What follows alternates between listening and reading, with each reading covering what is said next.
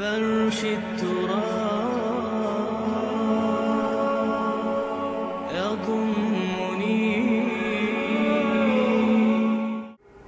اعلان بالفور 1917 یہودی آباد ہونے شروع ہو گئے، اور اصل میں اسی کے لیے خلافت کو منسوخ کرایا گیا. سلطان عبد الحمید، اگرچہ یہ ترکی خلافت جو ہے مرد بیمار کمزور، پھر بھی وہ مسلمانوں والا جذبہ اتنا تھا، انہیں بڑی سے بڑی رشوت پیش کی گئی تھی. ظاہر بات ہے یہودیوں سے بڑھ کر رشوت دینے والا کون ہو سکتا، جن کے ہاں ایسے بینکر ہوں جو 40 بلین ڈالر کا ایک چیک لکھ سکیں.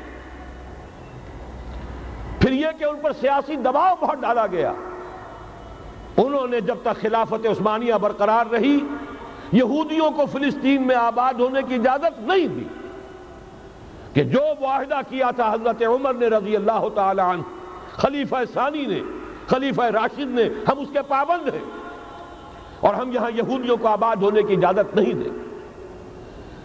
لہذا انہوں نے اس خلافت ہی کا بستر طے کرایا، اس لیے کہ نہ رہے بانس نہ بجے بانسری، نہ مسلمانوں کی وحدت ملی کی کوئی علامت دنیا میں باقی رہے، اور نہ مسلمان کسی مسئلے پر جمع ہو کر کوئی موقف اختیار کر سکے.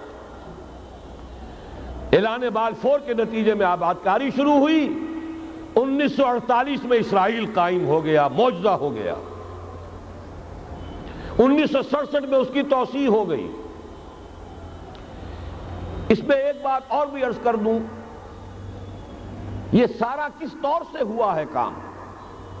آپ نے زائنزم کا نام تو سنا ہے، صہیونی تحریک.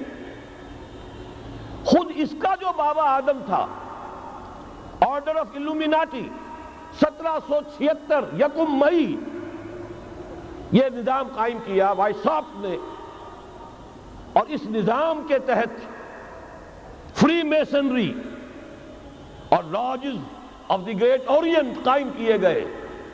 یہ سارا ہتھ کنڈا وہ ابلیسی نظام، اس کی تفصیل ایک کینیڈین آتھر نے لکھی ہے کتاب میں، پاونز ان دی گیم.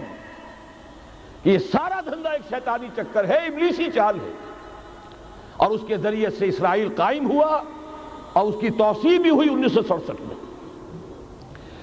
اب یہاں تک پہنچنے کے بعد ان کے پیش نظر بقیہ دنیا کی تسخیر اور اسے فتح کرنے کا معاملہ ہے، اور سب سے بڑھ کر اسلام کی بیخکنی اور اس کا راستہ روکنا یہ ان کے پیش نظر ہے.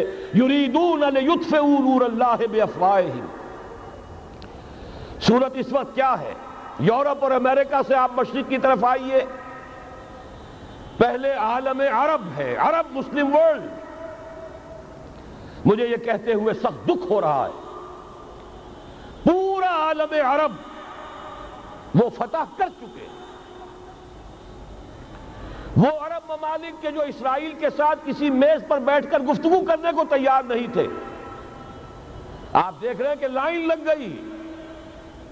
کبھی صرف انور سادات نے ریکگنائز کیا تھا، پوری دنیا میں شور مچا تھا، اس پر لعنت ملامت ہوئی تھی. اب تو ایک ایک کر کے، وہ شاہ حسن ہو چاہے شاہ حسین ہو، اب تو وہاں سے ویزے ختم ہو رہے ہیں. سعودی عرب اور امارات، انہوں نے جو کچھ کاروباری بندشیں لگائی ہوئی تھی وہ ختم کر دی گئی، ان میں نرمی پیدا کر دی گئی. یہ صورتحال ہے کہ واقعتاً ان کی جو عالمی تسخیر کا پروگرام ہے وہ آگے بڑھ رہا ہے، اور بدقسمتی سے امت مسلمہ کا جو قلب ہے، اس امت کا قلب امیین پر مشتمل ہے. هو الذی بعث فی الامیین رسولا منہم یتلو علیہم آیاتہ ویزکیہم الی آخر الآیہ. حضور بھی امی تھے، انہی میں سے تھے صلی اللہ علیہ وسلم. لیکن آج وہ قلب جو ہے عالم اسلام کا، وہ یہودیوں کے شکنجے میں کسا جا چکا ہے. اکثر وہاں کے جو حکمران ہیں، امریکہ کے ایجنٹ ہیں، سٹوجز. یہ حالات جہاں تک عالم عرب کا تعلق ہے، تلخ حقائق ہیں جو بیان کر رہا ہوں، اس لیے کہ آپ کے سامنے رہنا چاہیے. یہ جو اقبال نے کہا کہ دنیا کو ہے پھر مار گئے روح و بدن پیش، ابلیس نے پھر اپنے درندوں کو ابھارا اللہ کو پامردی مومن پہ بھروسہ، ابلیس کو یورپ کی مشینوں کا سہارا، یہ دوبارہ ایک بہت بڑے پیمانے پر حق و باطل کا گھمسان کا رنگ پڑنے والا ہے۔ ملاحم کی جو حضور صلی اللہ علیہ وسلم نے پیشین گوئیاں فرمائی، الملحمۃ العظمیٰ، تاریخ انسانی کی عظیم ترین جنگ جو ابھی آنے والی ہے، اس کو سمجھ لیجئے اچھی طریقے سے کہ اس میں جو قوتیں ایک دوسرے کے مقابل آ رہی ہیں وہ کون سی ہیں۔ نیو ورلڈ آرڈر کہنے کو امریکہ کے زیر قیادت ہے، حقیقت میں امریکہ خود یہودیوں کے پنجے میں ہے۔ یہ وہی ابلیسی طاقت ہے جو آگے بڑھ رہی ہے۔ عالم عرب کو فتح کرنے کے بعد اب ان کے پاس اگلا عالم اسلام کا حصہ ہے، غیر عرب مسلم ورلڈ۔ ایران ہے، اس کے شمال مشرق میں ترکستان ہے، روسی اور چینی، مشرق میں افغانستان ہے، پاکستان ہے، یہ ایک بہت بڑا سالڈ بلاک ہے۔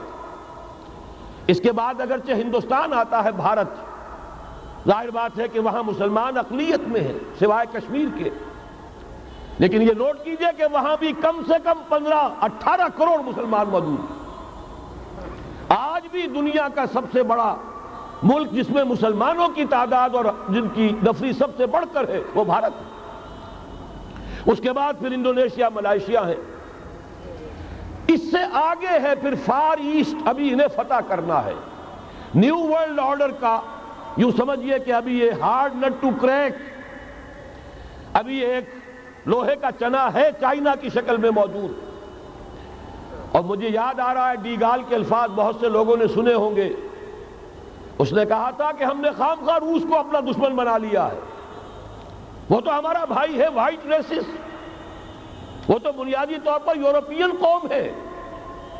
Beware of the yellow masses of the east, تمہیں گھبرانا چاہیے، تمہیں خبر لینی چاہیے، وہ مشرق بعید کے جو زرد رو لوگ ہیں، China, Indo China, Japan, yellow races. ابھی اس نیو ورلڈ آرڈر کے لیے جو فتح عالم اور تسخیر عالم کا پروگرام ہے، اس میں پہلے غیر عرب مسلمان دنیا اور پھر یہ فار ایسٹ کا خاص طور پر یلو ماسز، یہ ہے کہ جنہیں ابھی انہیں ٹیکل کرنا ہے۔